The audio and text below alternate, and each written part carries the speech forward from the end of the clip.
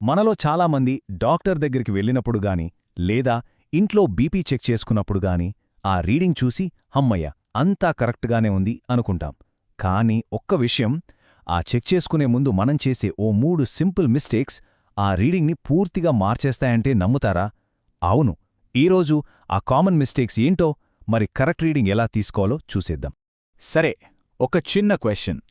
Blood pressure రీడింగ్ని ఆర్టిఫిషియల్గా, అంటే కావాలని కాదు కానీ పెంచడానికి చాలా ఈజీ వే ఏంటి?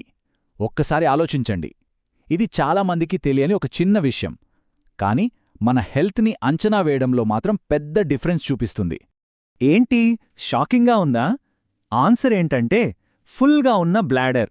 అవును, నమ్మడానికి కొంచెం కష్టంగా ఉన్నా ఇదే నిజం. మన బ్లాడర్ నిండుగా ఉన్నప్పుడు అది మన నర్వస్ సిస్టమ్ని స్టిమ్యులేట్ చేస్తుంది.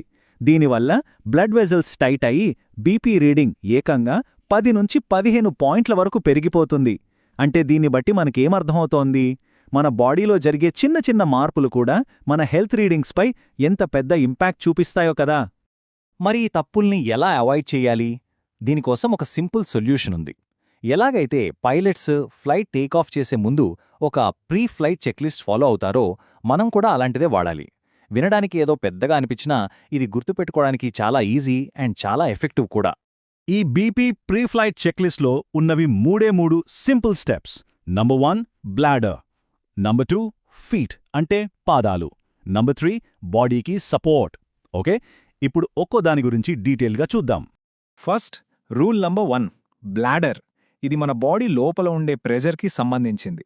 దీన్ని మనం సింపుల్గా ఎంటీ బ్లాడర్ రూల్ అని పిలవవచ్చు. ఇందాక చెప్పినట్టే బ్లాడర్ ఫుల్గా ఉంటే మన నర్వస్ సిస్టమ్ యాక్టివేట్ అయి బ్లడ్ వెజల్స్ని టైట్ చేస్తుంది. రిజల్ట్, రీడింగ్ ఎక్కువ వస్తుంది. సో సింపుల్ పాయింట్ ఏంటంటే బీపీ చెక్ చేసుకునే ముందు వాష్రూమ్కి వెళ్లడం చాలా చాలా ముఖ్యం.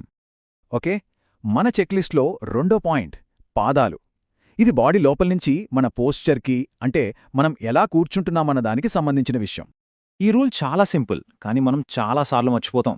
ఏంటంటే బీపీ చెక్ చేసుకునేటప్పుడు 2 పాదాలు నేలమీద ఫ్లాట్గా పూర్తిగా ఆనించి పెట్టాలి. ఇక్కడ చూస్తే మీకు ఆ డిఫరెన్స్ క్లియర్గా తెలుస్తుంది. లెఫ్ట్ సైడ్ చూడండి, కరెక్ట్ పొజిషన్, పాదాలు నేలమీద ఫ్లాట్గా ఉన్నాయి. కానీ రైట్ సైడ్ కాళ్ళు క్రాస్ చేసుకోవడం గానీ లేదా గాల్లో వేలాడదీయడం గానీ, ఇవి రెండూ రాంగ్. ఇది మనం చాలా కామన్గా చేసే మిస్టేక్, కానీ దీని ఇంపాక్ట్ ఖచ్చితంగా ఉంటుంది.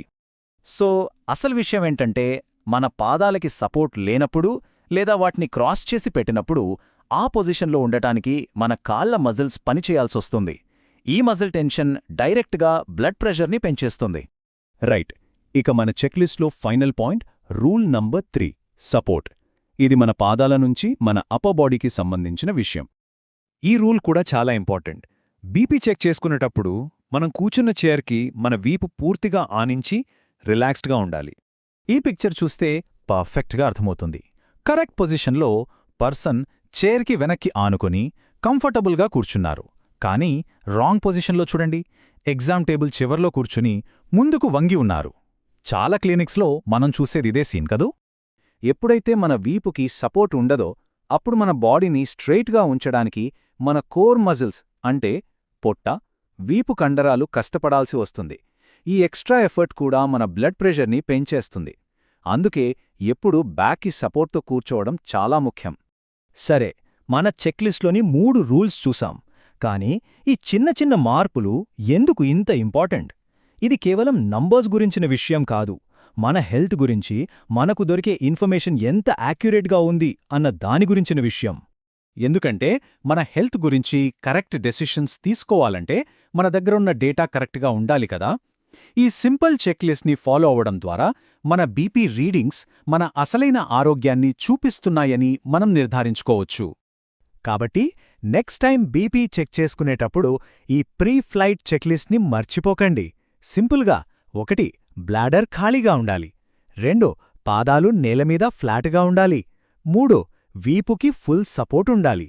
ఈ 3 ఈజీ స్టెప్స్ మీ హెల్త్ మానిటరింగ్లో యాక్యురసీని బాగా పెంచుతాయి. వెళ్లే ముందు ఒక ఆలోచన, బ్లడ్ ప్రెషర్ లాగానే మనం రెగ్యులర్గా చేసుకునే వేరే హెల్త్ చెక్స్లో వేటికి ఇలాంటి ఒక సింపుల్ ప్రీ ఫ్లైట్ చెక్లిస్ట్ ఉంటే బావుంటుంది. ఈ ఐడియాని మన ఇతర హెల్త్ హ్యాబిట్స్కి ఎలా అప్లై చేయొచ్చో ఒకసారి ఆలోచించండి.